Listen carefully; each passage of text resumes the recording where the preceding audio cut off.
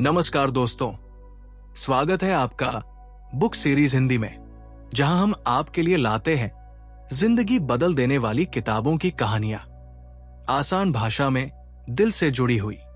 आज हम बात करने जा रहे हैं उस किताब की जिसने स्टीव जॉब्स जैसे महान लोगों की सोच को बदल दिया, जिसे पढ़ने के बाद लोगों ने सिर्फ जिंदगी जीना नहीं सीखा बल्कि आत्मा की गहराई को समझा। हम बात कर रहे हैं ऑटोबायोग्राफी ऑफ अ योगी, योगानंद परमहंस जी की आत्मकथा।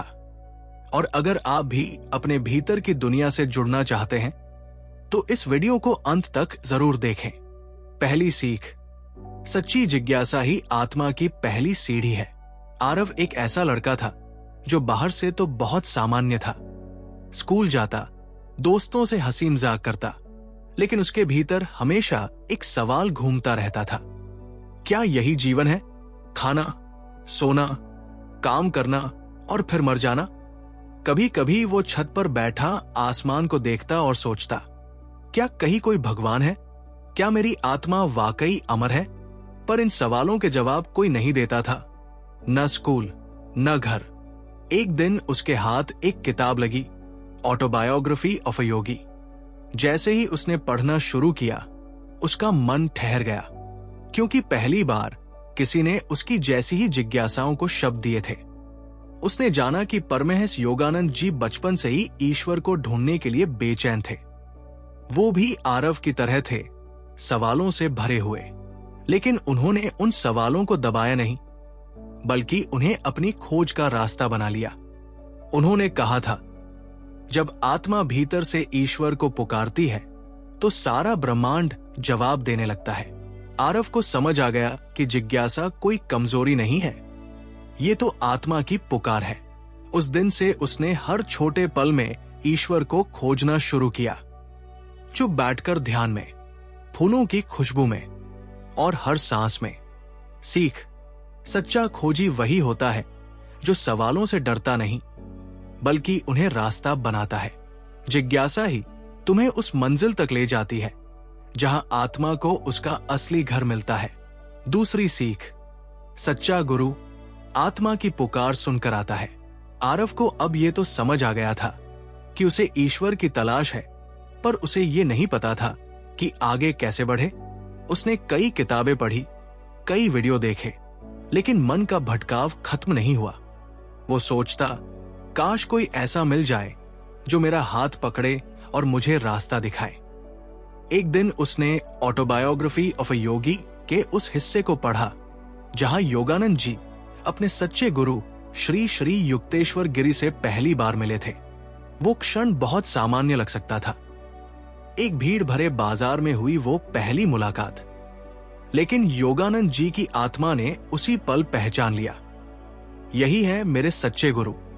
उन्होंने लिखा, जिस पल मैंने उनकी आंखों में देखा, मुझे ऐसा लगा जैसे सैकड़ों जन्मों की खोज पूरी हो गई हो। आरव उस वाक्य को बार बार पढ़ता रहा। उसने जाना कि गुरु हम तब नहीं ढूंढते, गुरु तब आते हैं जब हमारी आत्मा तैयार होती है। उस दिन आरव ने खुद को बदलना शुरू किया। वो दिखावे की पूजा छोड़कर सच्चे मन से प्रार्थना करने लगा। उसने अपनी नीयत साफ की, अपना मन शांत किया। कुछ ही हफ्तों में उसकी जिंदगी में एक ऐसे इंसान की एंट्री हुई जो उसके सोचने का तरीका बदलने लगा। कोई बड़े कपड़े पहनने वाला साधु नहीं, बल्कि एक शांत, सरल इंसान जिसने आरव को पहली बार ध्यान में बैठना सिखाया। सीख, जब आत्मा सच में तैयार होती है तो गुरु खुद चलकर आते हैं।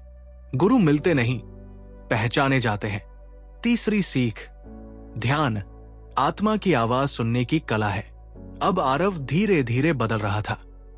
उसकी जिज्ञासा उसे योगानंद जी की राह पर खींच रही थी, लेकिन फिर भी एक सवाल उसके मन में बार बार आता था, मैं भगवान से बात कैसे करूं? क्या वो सच में मेरी बात सुनते हैं? वो पूजा तो करता था, लेकिन मन भटकता था।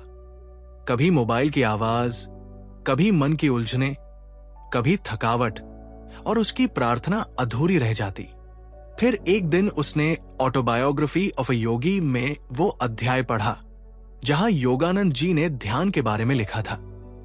उन्होंने कहा था, ध्यान वो तरीका है जिससे मन शांत होता है और आत्मा ईश्वर की उपस्थिति को महसूस करती है।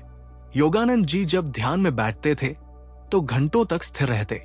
ना शरीर हिलता, ना सांस तेज होती और ना ही कोई विचार आता। वो कहते थे, ईश्वर को सुनना है तो पहले अपने अंदर का शोर बंद करना सीखो। आरव ये सुनकर गहराई में चला गया। उसने छोटी शुरुआत की। हर सुबह 10 मिनट चुपचाप बैठना, सिर्फ अपनी सांसों पर ध्यान देना, बिना किसी उम्मीद के, सिर्फ ईश्वर के लिए। शुरुआत में मुश्किल हुआ, लेकिन धीरे धीरे उसका मन शांत होने लगा। अब उसे शब्दों में जवाब नहीं मिलता था, लेकिन एक शांति, एक संतोष और एक भीतर की मुस्कान मिलने लगी। सीख, ईश्वर दूर नहीं है, वो हमारे ही भीतर है, लेकिन उन्हें महसूस करने के लिए ध्यान की गहराई में उतरना पड़ता है। ध्यान आत्मा की खिड़की खोलता है। चौथी सीख, आस्था वो शक्ति है जो चमत्कारों को संभव बनाती है। अब आरव की जिंदगी में ध्यान आ चुका था। वो पहले से शांत था, स्थिर था, लेकिन कहीं न कहीं उसके मन में एक सवाल बाकी था। क्या सच में चमत्कार होते हैं? क्या कोई इंसान हवा में चल सकता है, बिना खाना खाए जी सकता है? उसने सोचा, ये सब तो कहानियां हैं, असली जीवन में ऐसा कुछ नहीं होता। लेकिन फिर उसने ऑटोबायोग्राफी ऑफ अ योगी में उन संतों के बारे में पढ़ा जो बिना अन्न के वर्षों तक जीवित रहे, जो एक जगह बैठे बैठे 2 जगह दिखाई दिए, जिनके स्पर्श से बीमारियां ठीक हो गई। आरव को यह पढ़कर चौंकाना नहीं पड़ा, बल्कि हैरानी इस बात की थी कि योगानंद जी ने कभी इन चमत्कारों का दिखावा नहीं किया, बल्कि उन्होंने लिखा, चमत्कार तब होते हैं जब मन सीमाओं को छोड़कर आस्था में प्रवेश करता है। उन्होंने कहा कि ये सब कोई जादू नहीं, बल्कि ध्यान, आत्मनियंत्रण और ईश्वर में पूर्ण विश्वास का परिणाम है।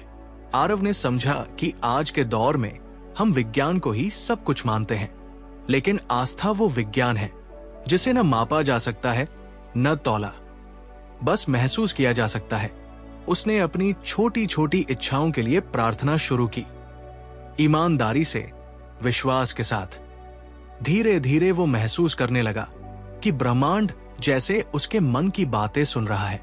सीख, जब आस्था सच्ची हो तो असंभव भी संभव हो जाता है।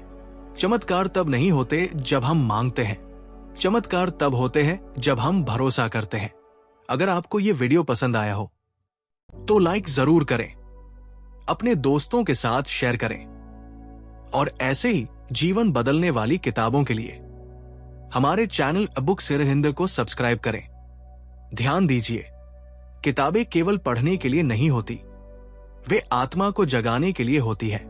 फिर मिलेंगे एक नई किताब, एक नई कहानी और एक नई सीख के साथ। धन्यवाद। जय गुरुदेव।